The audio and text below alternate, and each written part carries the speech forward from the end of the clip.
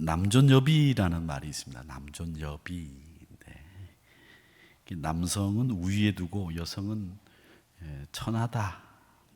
뭐 이런 유교 문화권의 대표적인 가치관이죠. 남존여비. 남성은 무슨 이유에서인지 모르겠지만 존귀하고, 여성도 무슨 이유에서인지 모르지만 비천하다, 이런 뜻입니다. 지금 아니라고 속으로 외치는 여성분들이 많으리라고 생각이 되는데, 근데 그 유교권의 학자들은 그 남존여비를 변명하시는 차원에서 이렇게 얘기합니다. 이게 남자가 귀하고 여자가 천하다라는 말이 아니라, 해와 달이 해가 달이 될 수 없고 달이 해가 될 수 없듯이 조화로운 역할 분담을 해야 된다라는 선현들의 가르침이다, 이렇게 좋게 해석을 하는 분들이 계십니다. 이렇게 좋게 해석하시는 분들도 있지만 요즘은 남존여비를 그렇게 해석하지 않습니다. 남존여비의 남존은 남자의 존재 이유는 여비, 여자의 비위를 맞추기 위해서이다 라는 말로 해석을 합니다.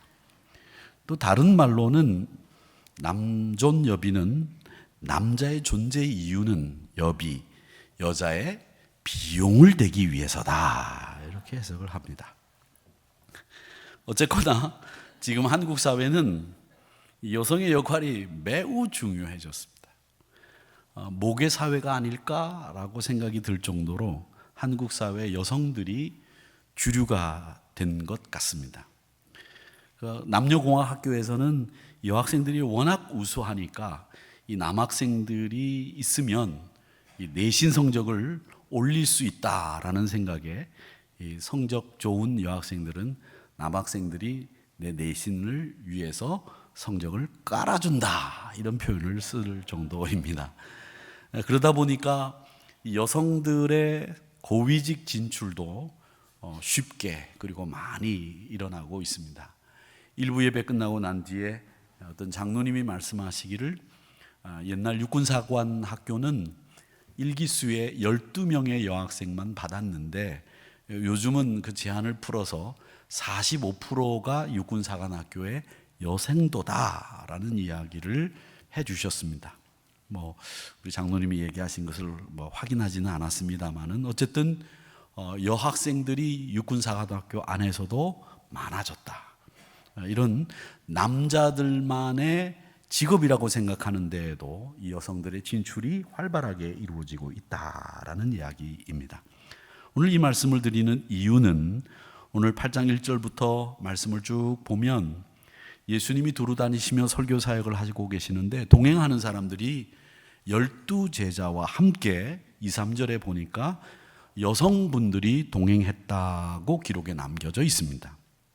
정리하면 예수님은 순회 사역처럼 두루 다니시면서 말씀을 선포하셨는데 귀신 들린 사람들로부터 해방될 수 있도록 사역 현장을 다니셨는데 그 현장에 여성들이 동행하셨다라는 거죠.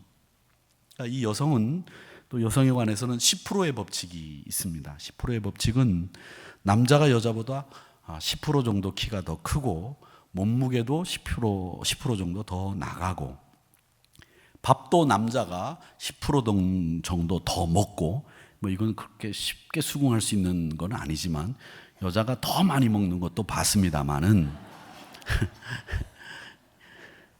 그리고 수명도 10% 정도 여성이 더 오래 산다고 합니다.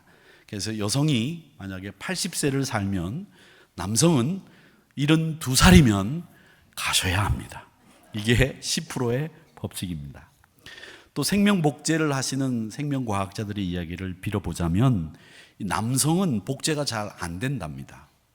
반면에 여성 복제는 아주 손쉽게 가능해서 여성이 먼저 자신과 똑같은 아바타를 쉽게 만들어서 그 장기를 활용해서 오래 살 수 있는 길이 여성에게는 미래에 열리게 될 것이지만 남성에게는 이게 열리지 않을 거다, 이런 이야기를 합니다.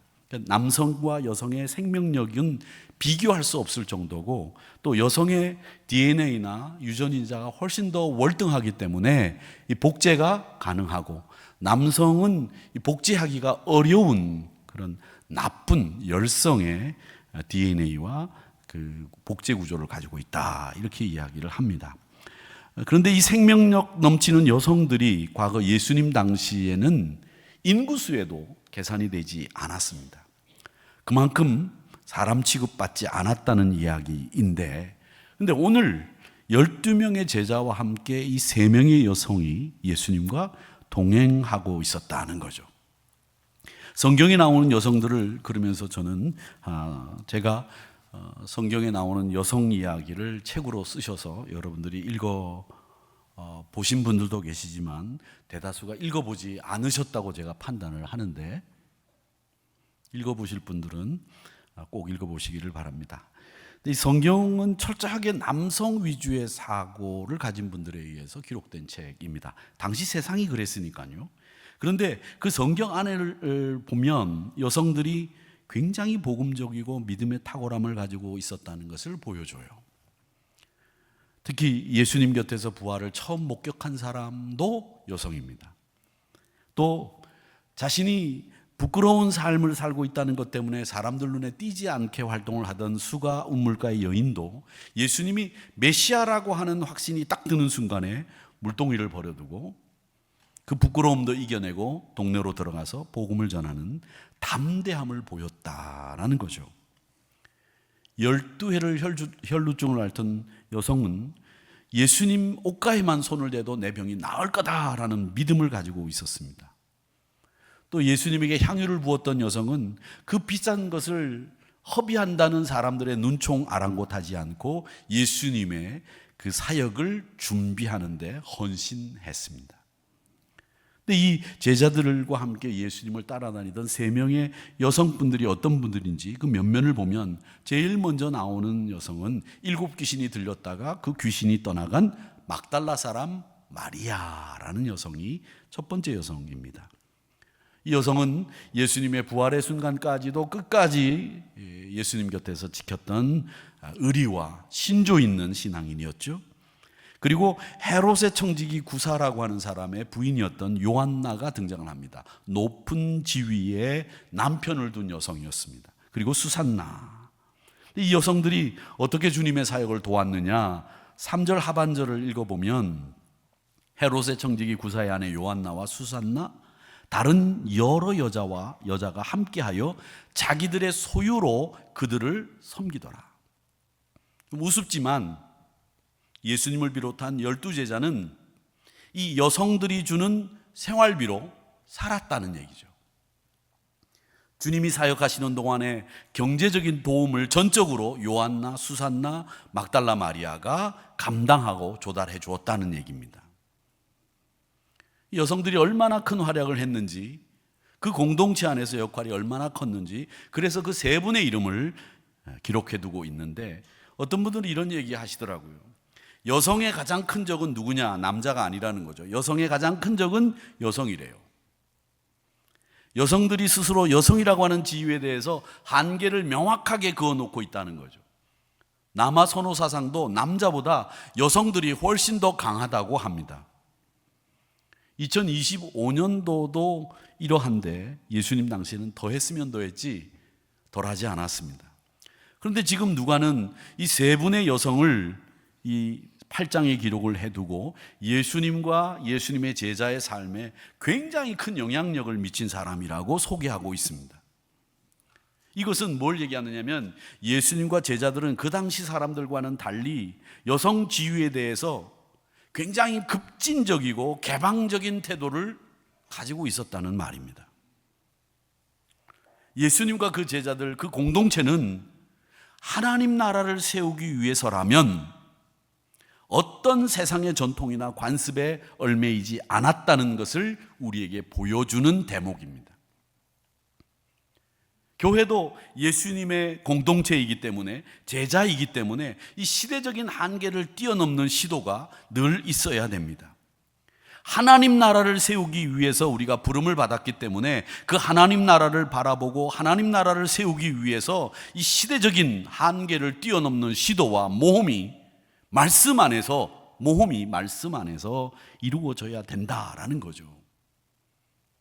시대적인 한계에 매몰되거나 좁은 세상적인 시각으로 세상의 가치관에 잠식되는 이런 신앙인이 돼서는 안 되겠다. 하나님 나라를 세우기 위해서 하나님 나라 백성들 어떻게 행동하고 어떻게 생각해야 되는지, 이 개방적이고 급진적인 예수님 공동체와 같은 이런 시대적인 한계를 뛰어넘는 사고, 이것이 우리 예수님의 제자들에게 필요하다. 이걸 우리가 이 여성들을 통해서 배우는 거죠. 그리고 오늘 1절 말씀을 다시 보면 1절 말씀을 우리 같이 읽어보겠습니다. 시작. 그 후에 예수께서 각성과 마을에 두루 다니시며 하나님의 나라를 선포하시며 그 복음을 전하실새 12제자가 함께 하였고. 선포한다는 말은요, 하나님 나라를 선포하셨다고 했는데 그 하나님 나라를 선포한 이유가 있습니다. 하나님 나라를 선포한 이유는 우리에게 믿음을 주시기 위함입니다. 그리고 복음을 전하셨다고 했는데 이 복음을 전하신 이유는 우리에게 소망을 주시기 위함입니다. 이 말이 첨가가 돼서 기술이 돼야 이 말씀이 훨씬 더 이해가 빠릅니다. 하나님의 나라를 선포하시며 우리에게 믿음을 더하시고 그 복음을 전하실새 우리에게 소망을 더하셔서 주의 사역이 이루어졌으며 12제자가 함께 하였다. 이게 훨씬 더 이 말씀을 이해하는 데 도움이 되는 해석입니다. 그렇다면 믿음을 주시기 위해서 하나님 나라를 선포하셨고 복음을 전하셨는데 소망을 주시기 위해서 우리는 어떤 태도로 주님 앞에 서야 되느냐라고 했을 때 답은 말씀 앞에 열린 마음입니다.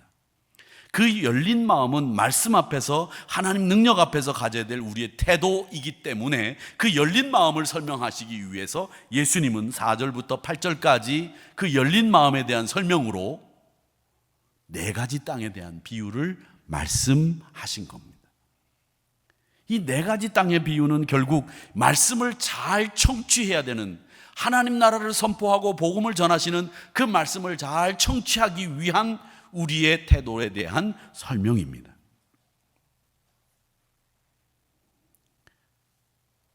오늘 말씀에 보면 4절 이하의 4가지 땅에 떨어진 씨 비유를 보면 씨 뿌리는 사람이 먼저 등장하죠. 그리고 씨가 등장하고 밭이 등장합니다. 이 비유에서 뭐 각기 상황에 따라서 이게 중요하다 저게 중요하다 할 수 있겠지만 뭐가 제일 중요하겠습니까? 밭입니다. 밭이 제일 중요합니다.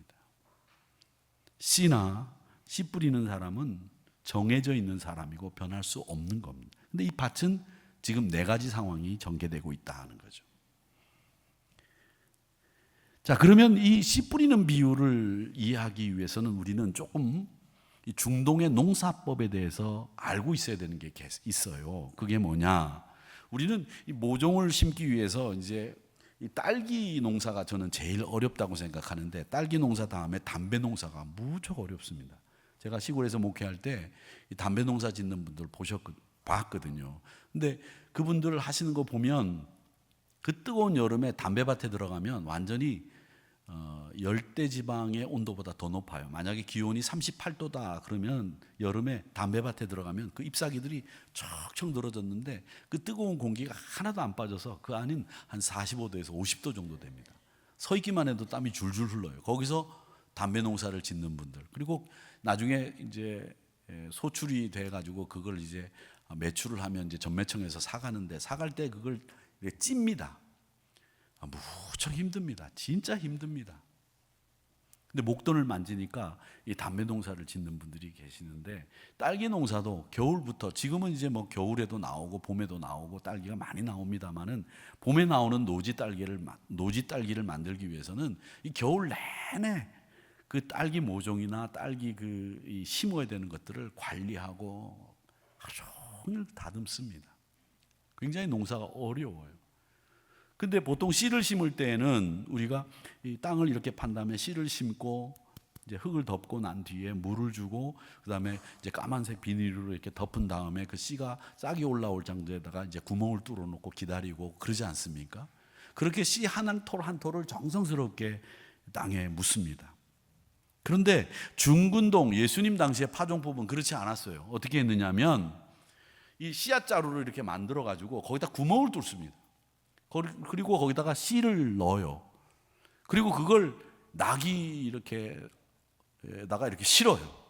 그럼 나귀가 이렇게 씨앗을 담은 자루를 이렇게 걸치고 구멍이 났으니까 씨가 툭툭툭툭 떨어질 거 아니에요. 그 발로 뻥 차가지고 나귀를 밭을 막 돌아다니게 하면 이리 뛰고 저리 뛰고 하면서 씨를 뿌리는 겁니다. 그러다 보니까 길가에도 떨어지고 바위에도 떨어지는 거죠. 그걸 알아야 이 비유가 이해가 되는 거예요. 이 길가에 왜 심어 씨를? 안 그렇습니까? 우리 같으면 길가에 바위 위에 씨를 심습니까? 가당키나 한 말입니까? 우리나라 농사법에는 이게 이해가 안 되는 거죠. 그런데 중근동의 이 파종법은 그렇게 했다는 거예요. 그러니까 이런 비유가 성립이 되는 거죠. 길가에 떨어지고 새들이 쪼아먹고 습기가 없어가지고 말라버리고 가시가 함께 자라면서 가시가 영양분을 뺏어가는 이런 일들이 일어났다라고 하는 겁니다. 그렇다고 하면 오늘 이 말씀에 보면 좋은 밭에 떨어져서 100배의 결실을 맺는 씨가 나오게 되는데 그 100배의 열매를 맺는 좋은 씨는 좋은 땅에 떨어진 씨입니다. 자, 그러면 여기서 여러분들은 결정 안 하셔도 당연히 여러분 머릿속에는 내가 좋은 씨를 받았으니 좋은 밭이 되어야 되겠다 이렇게 마음을 잡수시겠죠. 오늘 예배 오신 분들 중에서 그래 내가 오늘은 길가에 떨어진 씨가 한번 돼보자 이런 마음은 갖고 오시지 않으셨을 거예요. 다 나는 좋은 땅이 되었으면 좋겠다 이런 생각을 하시게 되는데 그 좋은 땅이 뭐냐라고 하는 거죠. 예수님이 하나님 나라를 선포하시고 우리에게 믿음을 주십니다. 복음을 전하시면서 우리에게 소망을 갖게 하십니다. 가장 중요한 그 말씀을 선포하시고 전하시면서 우리에게 믿음과 소망을 주시는데 그러면 우리는 어떤 태도로 그 말씀을 받아야 할까요? 좋은 밭이 되어야 됩니다. 단순히 이렇게 추상적이고 목사가 할 수 있는 가장 쉬운 말로 그냥 이야기가 끝나면 안 되겠죠. 좋은 밭이 되려면 어떻게 해야 되느냐라고 하는 어떻게라고 하는 질문이 나오게 됩니다. 어떻게? 모두가 다 좋은 땅이 되고 좋은 마음이 되기를 원하는데 이걸 마귀가 방해해요. 그 방해하는 것이 뭐냐? 사람들 발에 짓밟히고 새가 쪼아먹고 가시밭과 같은 시험과 의심과 비난과 비난이 생기면서 갈등과 의욕의 마음이 생기면서 제대로 수확을 소출할 수 없도록 우리가 하나님 나라를 선포하시고 복음을 전하신 그 말씀을 듣지 못하고 열매를 맺지 못한다라는 이야기입니다. 그러면 우리는 어떻게 해야 되느냐라고 했을 때 우리에게 필요한 하나님 나라를 선포하고 복음을 전하시는 그 예수님의 말씀 앞에 어떻게 해야 되느냐라고 했을 때 우리는 열린 마음이 있어야 됩니다. 먼저는 말씀 앞에 우리의 마음 문이 열려야 됩니다. 말씀 앞에 마음이 열려 있는 좋은 밭이 되어야 된다. 사랑하는 성도 여러분, 말씀 앞에서 여러분의 마음밭이 좋은 땅이 되기를 축원합니다. 근데 우리 생활 속에서 이 가시 같은 존재나 이 습기가 없는 상황이나 새가 와서 쪼아먹는 상황들이 너무 많이 생기잖아요. 옛날에는 농사 짓는 분들은 자기 집에서 농사 짓고 밭에 나갔다 오면 그게 생활의 전부고 어떻게 한 달에 한 번 정도 시장에 나가서 필요한 물건 구해오면 그 생활이 아주 단순하고 천편일률적이라고 할 수 있을 정도로 간단했습니다. 그런데 지금 우리 생활은 어떻습니까? 아주 복잡합니다.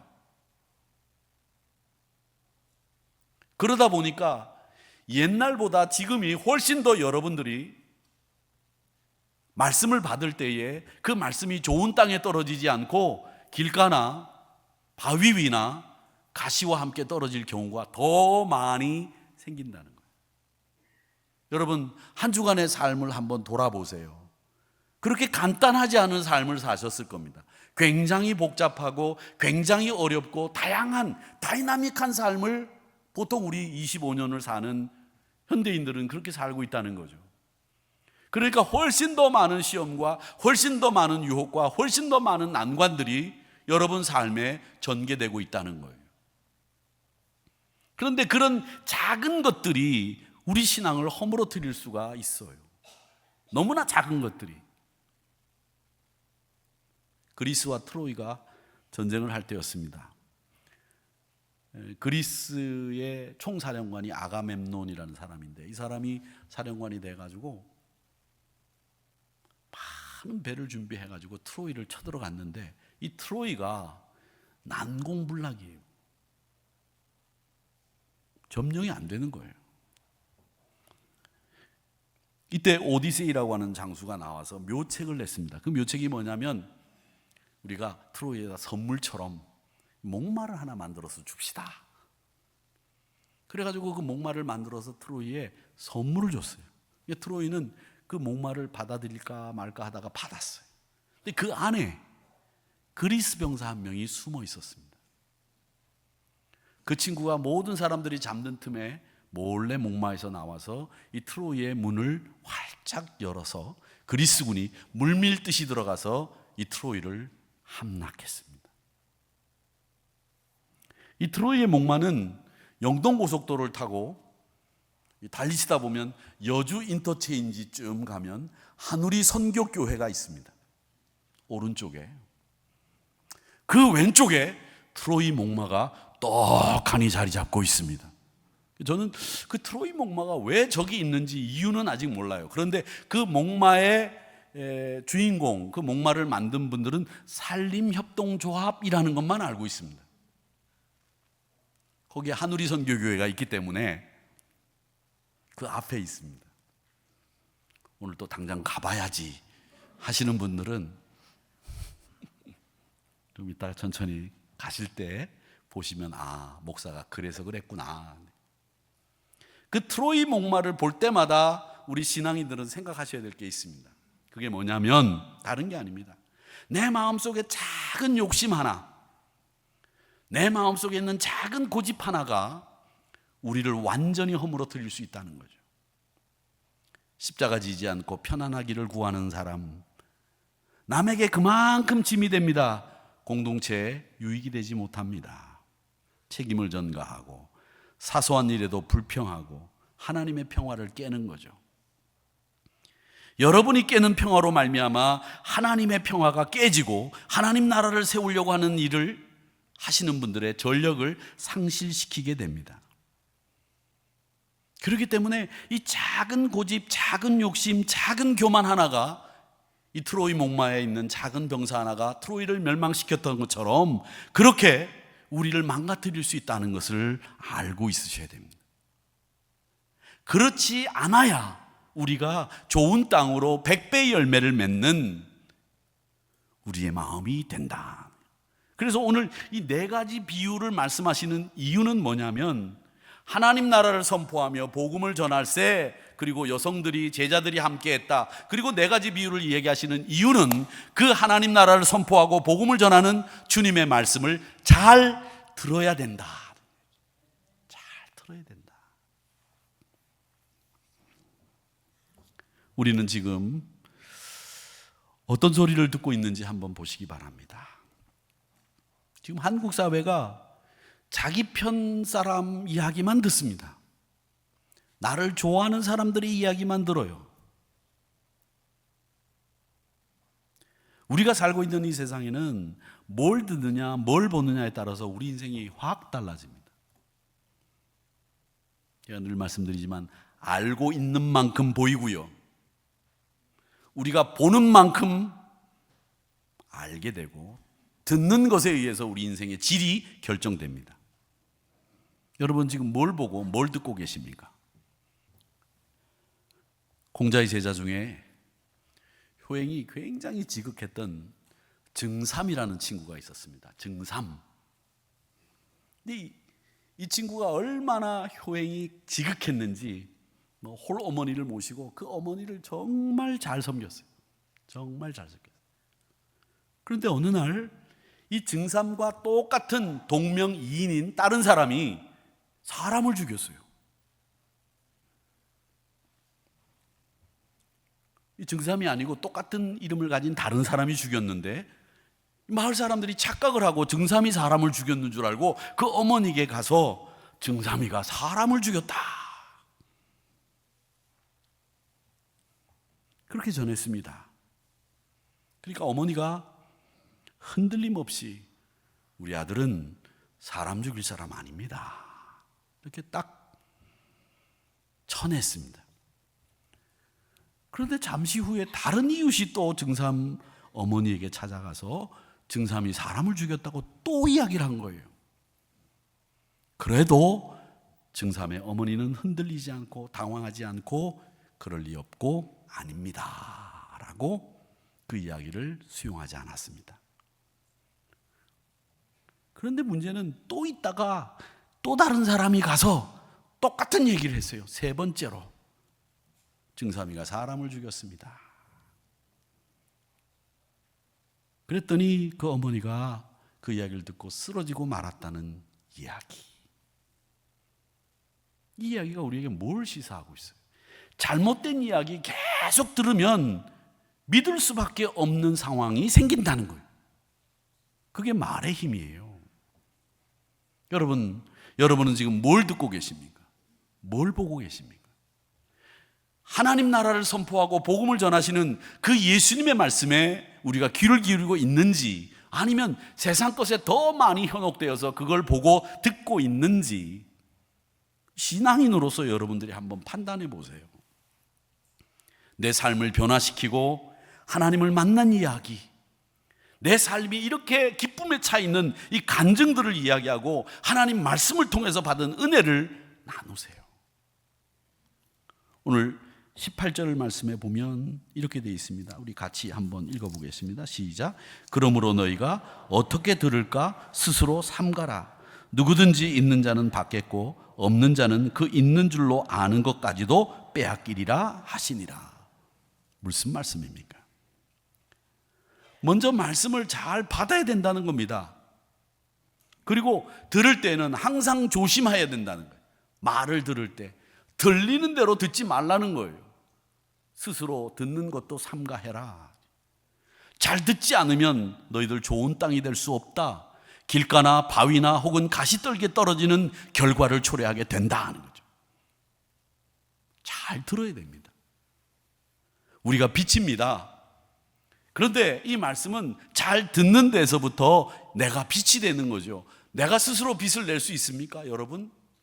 나는 스스로 빛을 낼 수 없습니다. 우리 주님이, 빛 대신 주님이 우리에게 빛을 비추어 주셔서 우리가 반사하는 거지요. 빛이신 주님을 영접했기 때문에 내가 빛이 되고, 내가 의롭지 못하고 아직도 추악한 죄성이 가득한데 주님이 의롭다고 의의 옷을 입혀주셨으니 우리가 의롭다고 된 거예요. 주님의 빛을 가슴에 품으면 빛이 되고 의의 옷을 입으면 우리가 의인이 되는 거죠. 그래서 오늘 말씀은 하나님 나라를 선포하고 복음을 전할 때 우리에게 믿음을 주시고 우리에게 소망을 주시기 위해서 그 말씀을 전하시는 너희들 잘 들어라. 좋은 땅이 되거라. 열린 마음으로 그 말씀을 받아라. 100배의 열매를 맺을 수 있는 성도들이 되거라. 제자들이 되거라. 그 말씀을 하시기 위해서 이 씨 뿌리는 이 비유를 말씀하신 거예요. 그러니까 씨 뿌리는 비유는 우리에게 사실은 좋은 열매보다도 사실은 좋은 열매를 맺기 위해서 선결돼야 될 일이 있는데 그게 뭐냐면 바로 잘 듣는 거죠. 그래서 이 씨 뿌리는 비유에 대해서 좋은 열매 많이 맺는 성도가 되십시오라고 하는 이야기로 하자면 예수님의 포인트는 그게 아니었어요. 잘 들어라. 뭘? 말씀을. 그렇게 그 말씀을 내 말씀으로 만들어 가시는 한우리 성도님들이 되시기를 주님의 이름으로 축복합니다.